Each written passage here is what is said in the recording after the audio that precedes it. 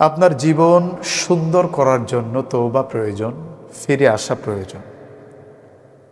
আল্লাহ তাআলার অফুরন্ত ভালোবাসা আছে, সেই সাথে তিনি ক্ষমা করতেও পারেন। আল্লাহ তাআলা তার বান্দাদের খুব ভালোবাসেন এবং ক্ষমা করতে পছন্দ করেন।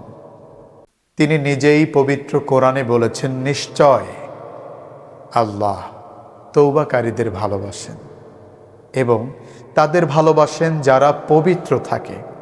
সূরা বাকারা আয়াত 222। আপনি যত বড় পাপই করে থাকুন না কেন, হতাশ হবেন না। আল্লাহ তাআলা বলেছেন, বলো হে আমার বান্দারা, যারা নিজেদের প্রতি জুলুম করেছ, তোমরা আল্লাহর রহমত থেকে নিরাশ হও না। লা তাকনাতু মির রাহমাতিল্লাহ। নিশ্চয় আল্লাহ সমস্ত গুনাহ মাফ করে দেন। তিনি তো ক্ষমাশীল, পরম দয়ালু। সূরা সুমার আয়াত 53। নবী করিম সাল্লাল্লাহু আলাইহি ওয়াসাল্লাম বলেছেন, গুনাহ থেকে তওবাকারী সেই ব্যক্তির মতো যার কোনো গুনাহ নেই।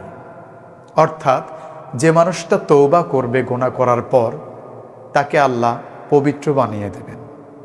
ইবনে মাজাহ। সফলতা লাভের চাবিকাঠি হলো তওবা। তওবা কেবল পাপ মোচনের উপায় নয়, এটি সাফল্যের পথ। আল্লাহ আমাদের নির্দেশ দিয়েছেন, হে মুমিনগণ, তোমরা সকলে আল্লাহর কাছে তওবা করো, প্রত্যাবর্তন করো, যাতে তোমরা সফলকাম হতে পারো।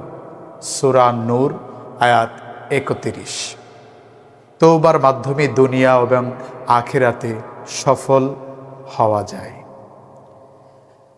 আল্লাহর পক্ষ থেকে বিশেষ আনন্দ তওবাকারীর জন্য।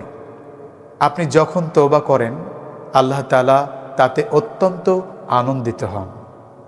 রাসূলুল্লাহ সাল্লাল্লাহু আলাইহি ওয়াসাল্লাম বলেছেন, আল্লাহ তাআলা বান্দার তওবায় মরুভূমিতে উট হারানো এবং পরে ফিরে পাওয়া ব্যক্তির আনন্দের চেয়েও বেশি খুশি হন।